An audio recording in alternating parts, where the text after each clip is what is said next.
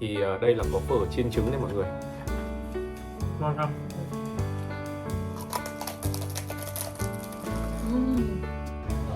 Đây, bọn mình chọn gọi phở là Bắc Cầu Vân. Đúng chất Hà Nội rồi còn gì nữa. Ngồi ăn phở vỉa hè, xong rồi lại có tàu như thế này. Bọn mình gọi phở đây là phở sống lưng và cánh. Thì sống lưng giòn nhà mình nhỉ? Ngon. Ok mọi No người. chưa mẹ? No, siêu no.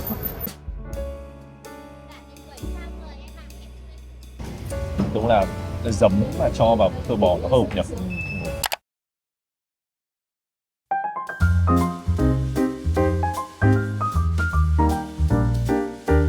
Bọn mình đã đáp tới Hà Nội rồi đây và bọn mình phải mua ngay một cốc cà phê đã, tại vì từ sáng đến giờ thì bọn mình chưa có uống. Sau đó thì bọn mình sẽ đi công việc trước khi mà về trong trung tâm thành phố nha.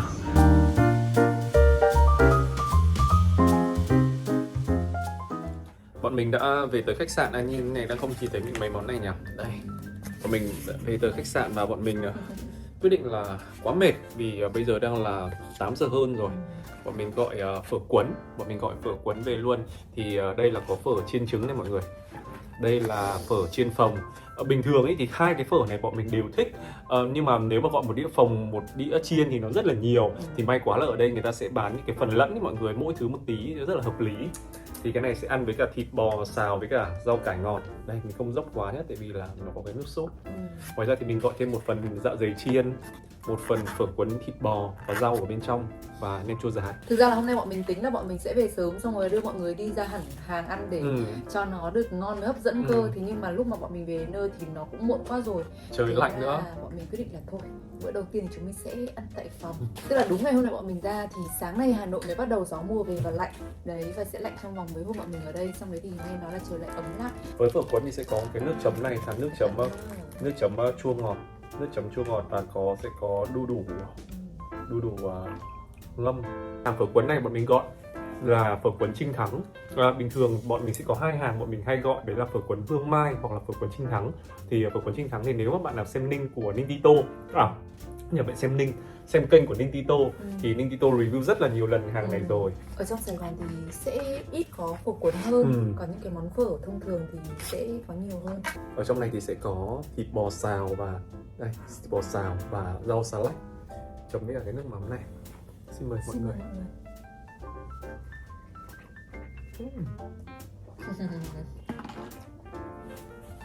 Ngon không? Ăn đói nữa. Wow, rất là ngon. Cái bánh phở lá ở ngoài ấy, thì ăn nó mềm mềm, dẻo dẻo. Ở bên trong thì bò xào đậm đà và rau xà lách. Bạn nào mà không thích ăn rau ấy thì cũng có những cái phần phở cuốn mà sẽ không có rau. Đó, cho nên là mọi người có thể lựa chọn tùy vào cái sở thích của mọi người. Hình như cũng có cả phở cuốn chay, nhưng bạn nào ăn chay nữa, tôi nhớ là thế. Phở cuốn trứng. Cái bánh phở ấy mọi người, mình thấy nó tương đối dày, nó dày hơn là cái bánh phở mà mọi người ăn phở nước, phở chan. Đó, cái bánh phở lá như thế này. Nhưng mà khi mà mọi người ăn ấy, nó sẽ hơi dẻo dẻo, mềm mềm, nó hơi sần sật nữa. Bò bên trong thì cũng được xào khá là đậm đà, nói chung là thơm, ngon. Mình thử ăn cái dạ dày nhá.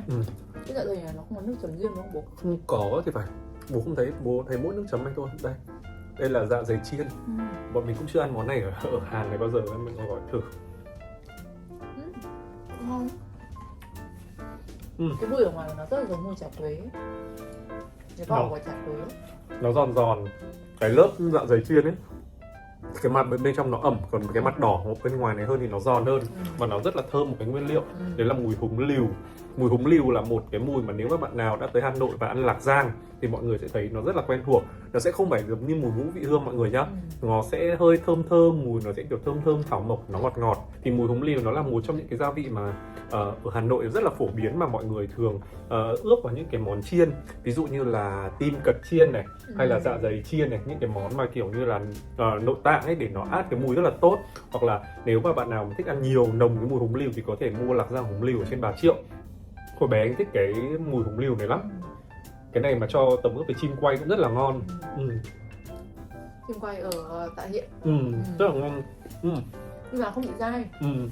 Lúc mà mình nhìn ấy thì mình cũng hơi ngại món này một tí, vì sợ là nó sẽ hơi kiểu dai để mà mình kiểu nhâm nhi, mình kiểu lai dai mình nhậu ấy. Nhưng mà nó không hề bị dai một chút xíu nào, nói chung là khá là ngon. Nhưng mà anh thấy là nếu cái này như có chấm riêng Và anh định bảo là nếu mà ăn nóng ở cửa hàng Thì sẽ ngon hơn. đúng rồi, tại vì mình mang về nhà ship này nó cũng hơi nguội mất rồi. Mình muốn ăn cái gì nóng và giòn. Nóng và giòn đi Đây ăn. hay cái này. Đây chiên trứng. Tôi ăn thử cái này nha. Ok, anh ăn cái này nhá. Đây chiên trứng đây mọi người nhìn thấy một tảng trứng nhá, từ đây không? Cái phở chiên trứng này nó ui, cái phở chiên trứng này nó ui, yeah! Bắn chưa? Chưa, may nó rơi vào bát ít nhá. Cái phở chiên trứng này thì nó là cái sợi phở mà mọi người hay ăn phở nước ấy. Đó, sau đó thì người ta sẽ chiên lên với rất là nhiều dầu và sau đó thì thêm trứng vào.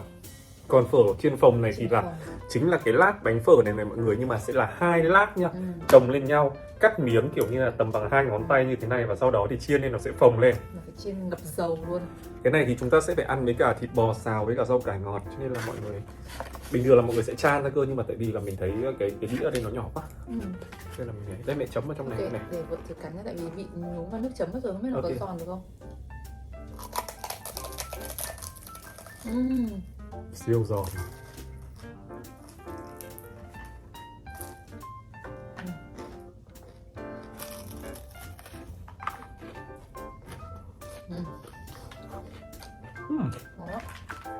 Đó. Và công nhận là gạo Việt Nam đang ngon rồi, nhưng mà nếu mà mọi người ra ngoài hàng ăn được thì sẽ xuất sắc hơn. Ăn nóng mà lúc vừa chiên xong ấy. Bây giờ nó trời nó lạnh ấy, ship đến là nó cũng bị nguội mất rồi. Cái này thì sẽ ăn với cả thịt bò rau cải, nước sốt thì rất là hợp. Hai cái giòn của cái phở chiên trứng và cái phở chiên phồng này nó cũng rất là khác nhau nhé mọi người. Cái phở chiên trứng này ăn thì nó sẽ giòn kiểu lách tách, tại vì là cái sợi phở nó nhỏ. Còn cái phở chiên phồng này thì cái miếng giòn nó sẽ dày hơn, dai hơn. Đó, cho nên là nếu mà bạn nào mà răng hơi yếu một chút thì mình thấy rằng là ăn cái chiên trứng này sẽ phù hợp hơn. Đó. Cái này thì mọi người phải chấm thật là đẫm vào cái nước sốt bò xào này.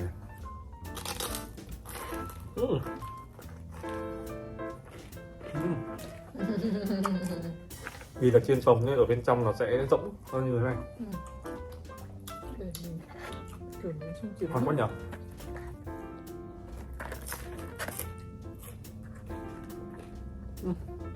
Có phần miếng to này.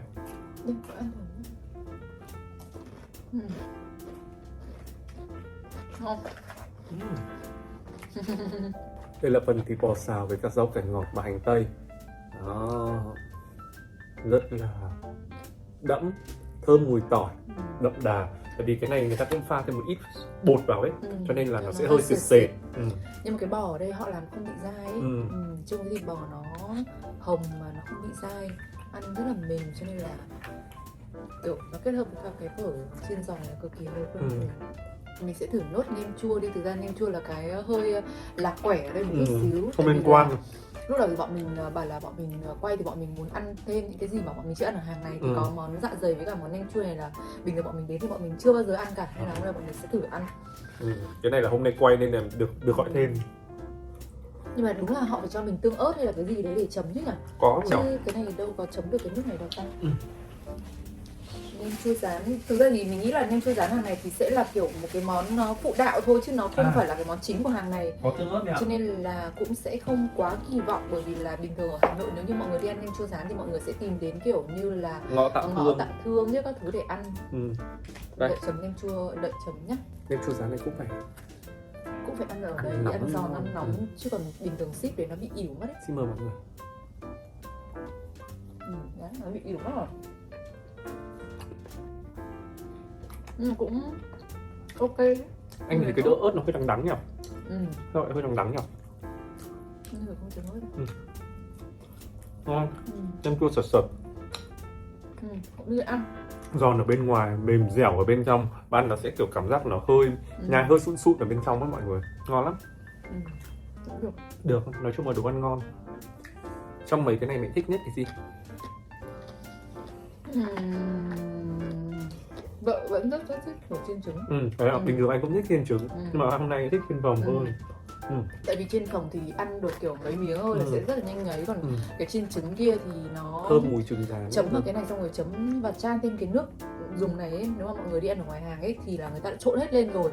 Nhưng mà nếu như mọi người mà muốn được giữ được cái độ giòn ấy, tốt nhất là mọi người cũng nên ăn theo kiểu như này, xong rồi chấm vào thì nó sẽ giòn hơn. Còn ở ngoài tiệm ấy thì đúng ra là người ta sẽ chan cái nước sốt này lên trực tiếp vào đây luôn, thì nó cũng sẽ mất đi cái độ giòn của từng cái phở này. Đấy, cho nên là nếu như mà mọi người thích ăn giòn thì mọi người nên ăn như thế này thì sẽ hợp lý hơn. Ngon quá. Đấy là xong rồi chan cái nước chấm này lên nữa.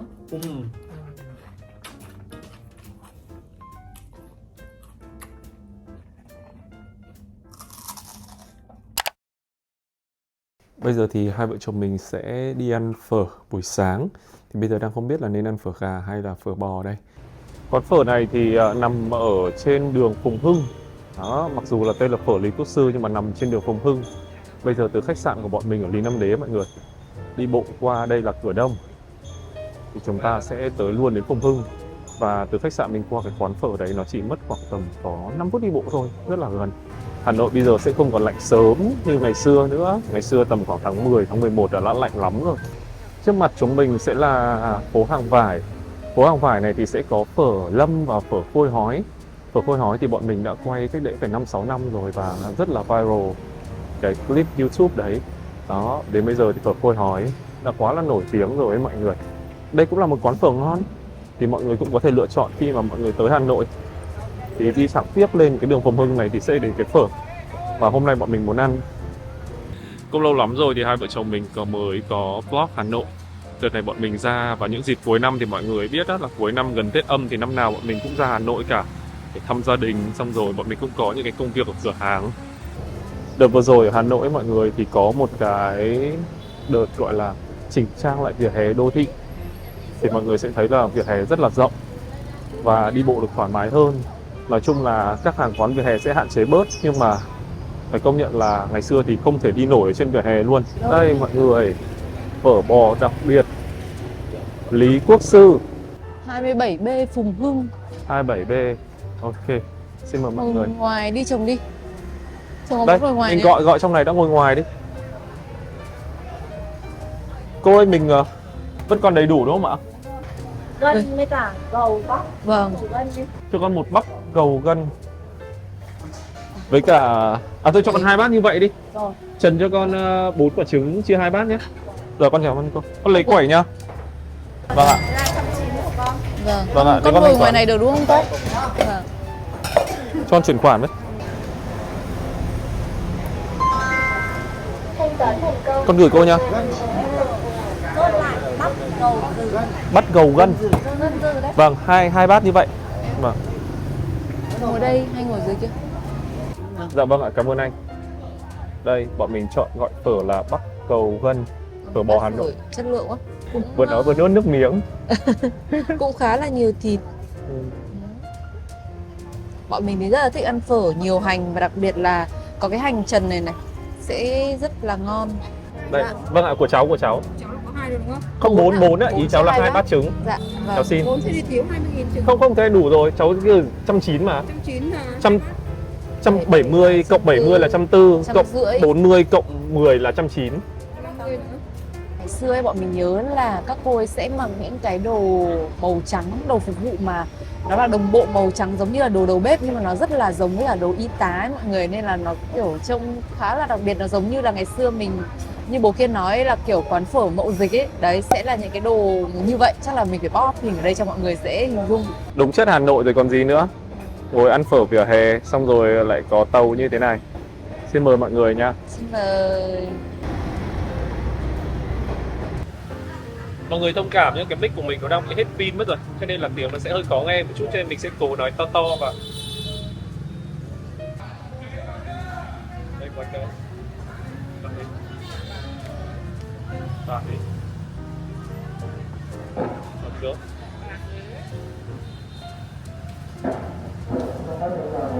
Vào nhà hả bạn?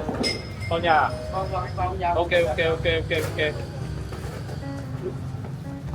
Đang ăn chưa được góc nào.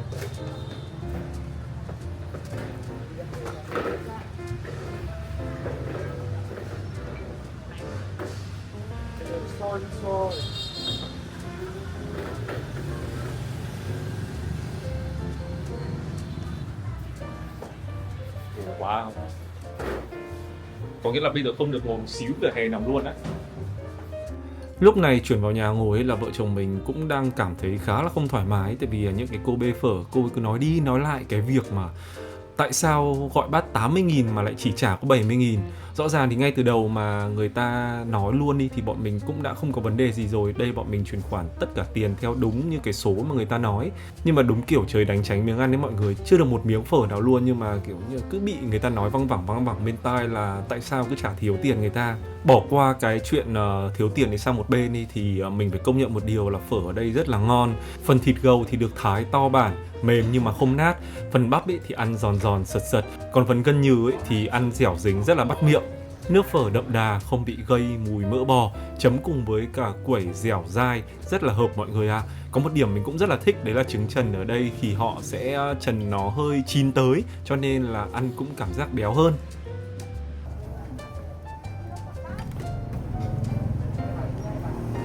Cắt lên vẽ à? Giấy không ạ? Giấy à? Giấy. Chúng mình cảm giác chúng mình như là những người đi đến Hà Nội để đi du lịch thay vì là về nhà vậy. Hàng phở thì ngon mọi người ạ. Tại vì bọn mình cũng ăn rất là nhiều lần rồi. Nói chung là phở ngon không bàn gì với chất lượng. Đấy, nhưng mà nó chỉ bị vướng một chút ở cái câu cẩn thận mìn. Nó chỉ bị vướng một chút ở cái khâu thanh toán thôi. Tại vì cô vừa ra mình trả thêm 20.000 thì cô giải thích là nếu mà mình ăn tái gầu gân thì sẽ là 70.000 một bát. Nhưng mà tại vì mình ăn bắp gầu gân cho nên là bắp nó đắt hơn là thịt tái, cho nên là sẽ phải thêm 10.000. Chốt lại bắp gầu dừ. Bắp gầu gân. Gân dừ đấy. Vâng, hai bát như vậy. Vâng. Thì anh đưa cho cô thêm 20.000. Nói chung là cô ấy cũng xin lỗi, cô bảo thông cảm thôi, cũng không có gì. Cô bảo mình là thế thì hai đứa ăn bắp 70 nhé. Tại vì mình đâu có biết là Cái thịt gì với thịt gì đâu đúng không? Thế thì cô lấy bát 70 cho cháu cũng được. Và chính cô người là tổng tiền cho mình luôn. Thế nhưng mà lúc sau thì lại nói là kiểu như là mình đấy là bát 80, tại sao mình chỉ giá 70 thì mình tại sao lại chỉ có trả từng đấy? Cho nên là mình nói chung là mình không thoải mái ở cái vấn đề câu chữ mà khi mà nói mình thôi. Đó, cho nên là cái này thì cô chú ý một tí là được. Sau khi mà ăn phở xong xuôi thì hai vợ chồng mình đi bộ về gần cửa hàng của bọn mình ở Lý Nam Đế để ngồi cà phê. Không biết có phải do bọn mình may mắn hay không mà những cái lần nào mà bọn mình ra Hà Nội mọi người thì thời tiết đều rất là dễ chịu. Mấy ngày trước khi bọn mình ra thì trời vẫn còn nóng cơ, nhưng mà đến hôm nay khi mà bọn mình ra thì trời se se lạnh. Ngồi uống một ly cà phê nóng ở bên vỉa hè thì cảm giác rất là thích luôn. Nếu có dịp đến Hà Nội vào mùa đông thì mọi người đừng bỏ qua combo ăn phở sáng và sau đó đi làm một ly cà phê nhé.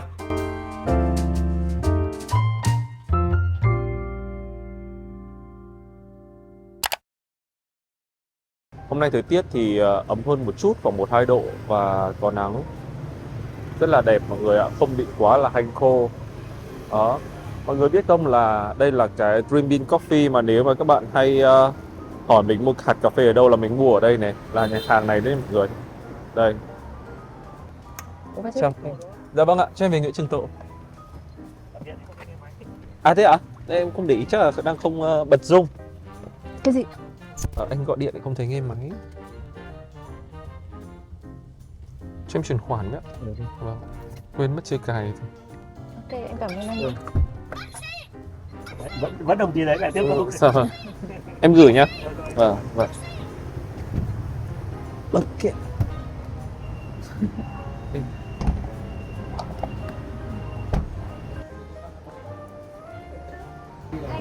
Anh cứ ngồi nhá.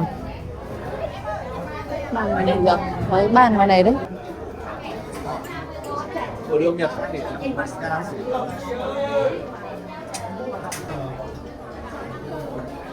Có đùi không phải? Dạ còn. Còn hôm nay có sống lưng và cánh không? Dạ có. Mẹ ăn gì? Mẹ ăn như mọi khi bố hay gọi. Đùi hay là sống lưng đấy à? Sống lưng đi. Thế thì cho anh 2 phở sống lưng cánh. Vâng ạ. Lọc của anh nhé. Được. Em cho anh một chút gia vị để chấm. Cảm ơn em. Cảm ơn em. Phở cánh lưng là 100.000, lòng mề một người là 30.000 và quẩy 10.000. 10.000 4 cái quẩy. Em gửi ạ. Cảm ơn nhé. Cảm ơn em.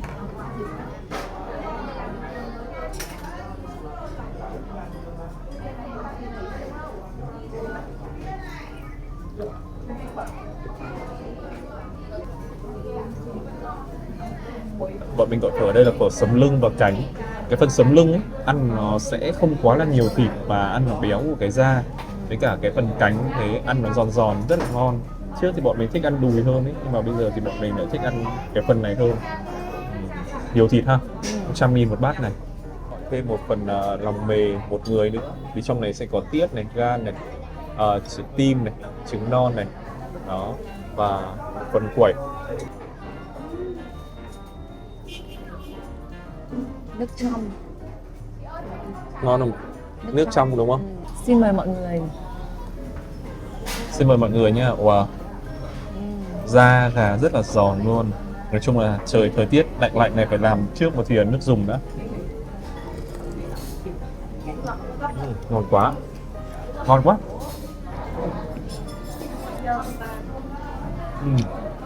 Nhưng mà đợt này vẫn thích ăn phở gà hơn là phở bò. Phở gà thì nó thanh trong hơn. Lần đầu tiên mình ăn đấy là lúc mà người ta chưa chuyển sang cái cơ sở này mà nó vẫn là ở bên đường. Và nhà nó cũ hơn. Đấy, xong đấy thì khi mà bọn mình thuê khách sạn ở đây thì lúc đấy là họ chuyển về đây rồi. Và đối diện ngay cái khách sạn bọn mình hay thuê bên đường đấy là bọn mình sang bọn mình ăn. Ngon. Cái xưa như là họ chỉ mở đến trưa thôi, còn bây giờ thì muộn hơn, kiểu tầm 10 rưỡi là đã bắt đầu hết rồi. Được, mở 2 giờ chiều. Ăn phở gà thì với vợ chồng mình thì ăn với chanh sẽ hợp hơn là ăn với cả giấm tỏi. Phở bò thì giấm tỏi là thôi.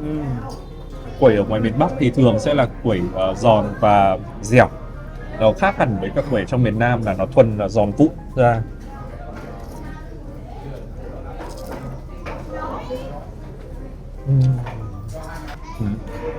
Trông hôm nay anh giám đốc quá. Không, anh nhớ đến những cái năm mà trình bấy ở bố kiểu thắt calavat đi ăn phở. Cái bánh phở ở đây thì mình thấy khác với cái phở Lý Quốc Sư hôm qua là bánh phở đây nó mỏng hơn, cho nên là ăn cảm giác nó mềm hơn rồi ạ. Thì sống lưng giòn nhỉ mày nhỉ? Ngon.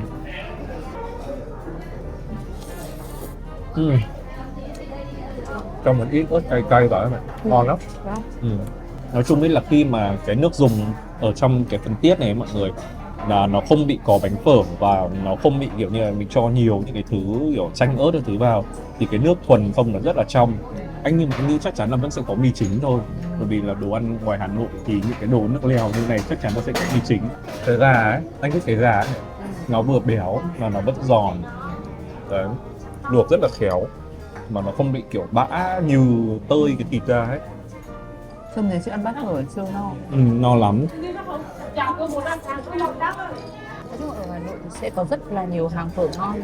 Ở mỗi một khu vực mọi người ở thì sẽ có những cái hàng phở đặc trưng.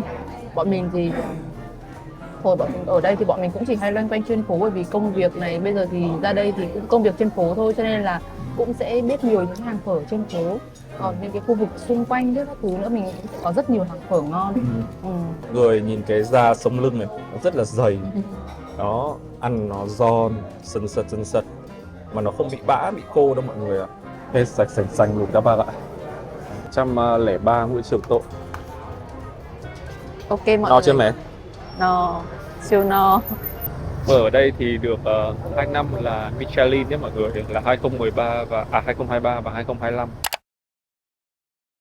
Sáng nay thì trời gió mọi người ạ, gió mạnh cho nên là cảm giác siêu lạnh luôn, lạnh rất là lạnh luôn. Hôm nay cảm nhận là như khoảng 12-13 độ thôi. Nó giống như cái mùa đông mà ngày xưa khi mà bọn mình còn ở Sài Gòn, vào cái dịp mà khi mà cái này nó giống như cái mùa đông ngày xưa hồi mà bọn mình học cấp 2, cấp 3 ấy mọi người, kiểu tầm khoảng 10 mấy năm trước. Nó sẽ lạnh kiểu như này, nó lạnh mà kiểu gió mà nó hơi bút bút như này. Mùa đông Bắc về ấy. Hôm qua mình có hỏi mẹ Loan là đã chán phở chưa? Thì mẹ Loan bảo là chưa. Tại vì thật ra là thứ nhất là bọn mình cũng là những người rất là thích ăn phở. Cái thứ hai là ăn trong cái mùa đông ấy mọi người, nó rất là hợp. Và kiểu như là các quán thì mỗi quán nó sẽ có một cái vị nó khác nhau, rồi cái loại thịt khác nhau. Cho nên là cũng làm cho mình cảm thấy nó không bị ngán. Hôm nay thì bọn mình sẽ dẫn mọi người đi ăn một cái quán phở ở chợ Hàng Gia, có tên là phở Tựu. Ngoài ra thì có một vài bạn cũng gọi nó là phở đếm. Tại vì là mỗi lần xếp thịt vào thì cô luôn đếm cái số lượng miếng thịt để cho vào, mà trước đấy thì cô xếp rất là gọn gàng. Đây là một cái quán phở mà bọn mình có rất là nhiều kỷ niệm. Tí nữa thì bọn mình sẽ kể cho mọi người nghe khi đến quán ha. Thật ra thì khung cảnh so với 6 năm trước khi mà bọn mình chuyển vào Sài Gòn thì Hà Nội không có khác nhiều.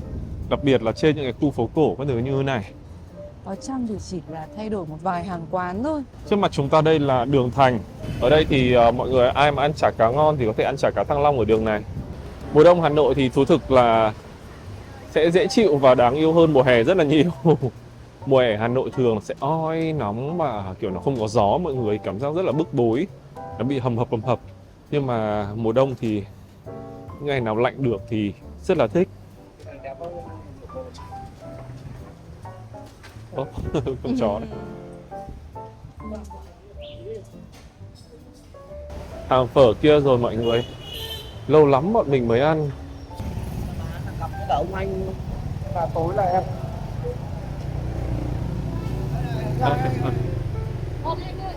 Hello. Lâu lắm mới thấy. Khỏe không? Mấy năm rồi đấy. Dạ vâng. Dạ vâng, con chào U. U khỏe không?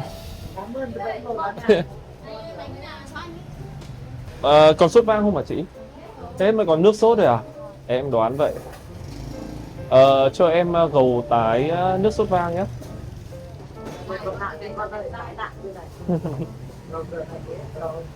Cho con ăn trứng không vợ? Ừ.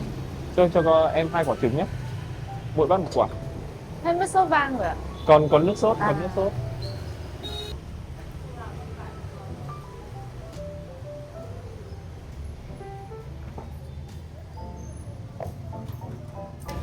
Đây mọi người ơi, đây là nước sốt vang, tại vì giờ này thì hết nước sốt vang rồi. Còn bên này thì là thịt tái và thịt gầu, đó, quẩy cũng hết luôn.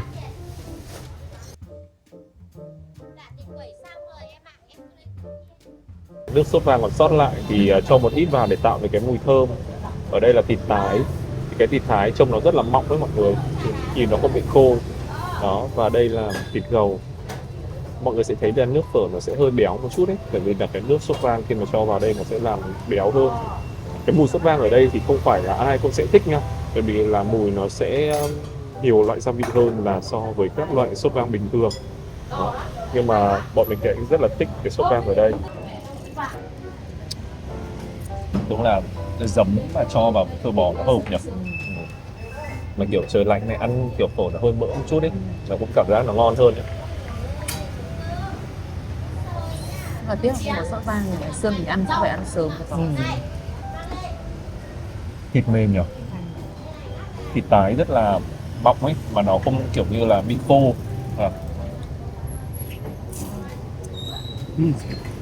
Tái mềm ngon quá. Trứng ở đây thì bình thường là U sẽ trần cùng với cả lòng trắng luôn đó mọi người. Đó, như thế này.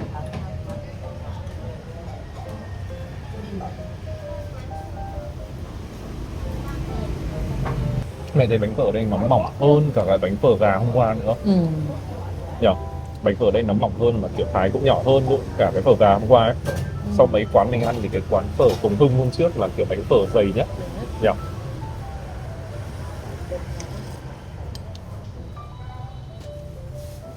Đúng là nếu mà không cho giấm thì nước phở nó sẽ hơi ngọt một chút.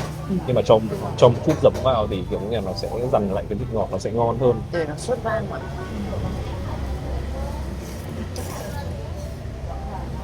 Cái phần thịt chín rất là mềm mọi người ạ. Thịt chín mềm nhưng mà không nát nha mọi người. Chị ơi, trần thêm cho em một xíu thịt tái với. Vâng ạ. Trứng nguyên cả lòng trắng. Đi mắt của em không?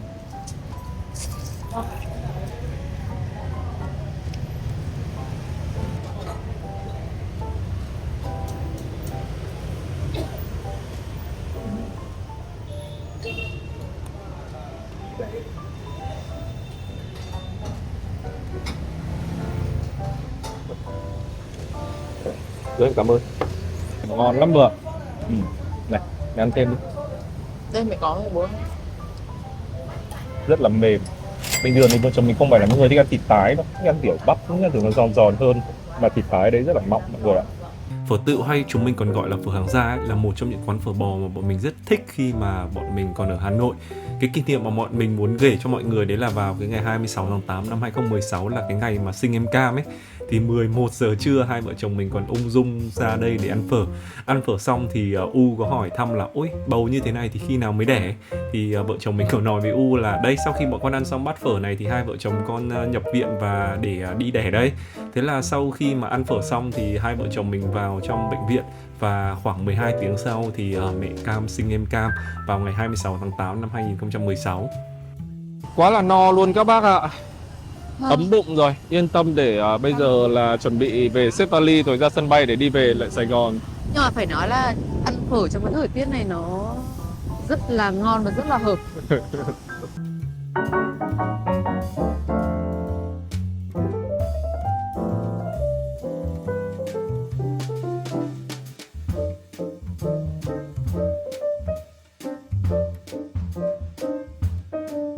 Rồi, như vậy là khoảng tầm 1 tiếng nữa thì bọn mình sẽ về lại thành phố Hồ Chí Minh mọi người.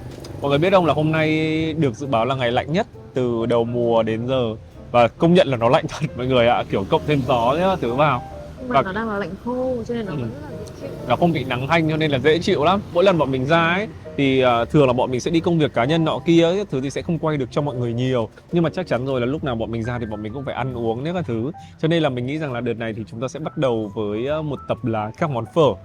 Cũng chỉ chia sẻ được cho mọi người có 4 quán. Và hy vọng rằng là mọi người sẽ có những cái thông tin để mọi người tham khảo. Các cái số sau bọn mình ra thì có thể là sẽ có những cái số chủ đề về xôi này, chủ đề về bún này, chủ đề về các hàng bánh cuốn. Nói chung là cũng là những cái món mà bọn mình rất là thích. Bánh mì, nói chung là những cái món ăn sáng rồi là những cái món bún phở biến ở Hà Nội thì rất là nhiều sự lựa chọn luôn. Và bọn mình cũng nghĩ rằng là nếu như bọn mình làm theo kiểu những cái tập chủ đề như này thì khi mà mọi người cần tìm những cái quán ăn ấy thì mọi người có thể tìm dễ dàng hơn là lục trong những cái vlog kiểu daily của bọn mình. Đấy thì hy vọng rằng là những cái chia sẻ này hữu ích cho mọi người, và còn rất là nhiều những cái quán phở ngon của bọn mình biết mà bọn mình chưa có kịp đi ăn kịp ở trong cái vlog này thì bọn mình sẽ chia sẻ với mọi người trong những cái vlog lần sau. Đây là vlog đầu tiên của năm 2026 và hy vọng rằng là trong năm nay thì bọn mình sẽ quay được rất là nhiều những cái video này, đi được nhiều nơi, ăn được nhiều món ngon, tăng được nhiều cân để chia sẻ với mọi người. Hy vọng rằng là mọi người sẽ xem thật là vui nhá. Cảm ơn mọi người rất là nhiều và hẹn gặp lại mọi người ở những vlog tiếp theo. Bye bye.